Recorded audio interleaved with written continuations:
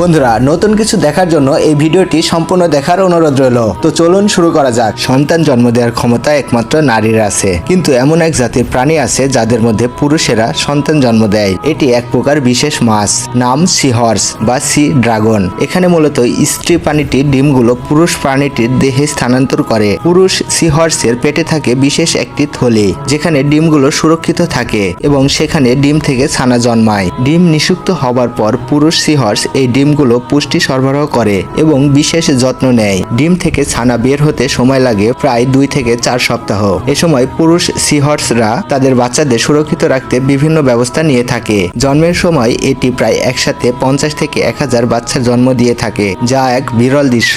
আসলে বাচ্চা জন্মের পরপরই সমুদ্রে নানা শিকারের মধ্যে বেঁচে থাকতে হয়। অনেক সময় 1000 বাচ্চার মধ্যে একটি মাত্র বাচ্চা বয়সপ্রাপ্ত হয়। বন্ধুরা, সৃষ্টিকর্তার এমন অপূর্ব সৃষ্টি অবশ্যই সকল বন্ধুদের মাঝে শেয়ার করে দেবেন।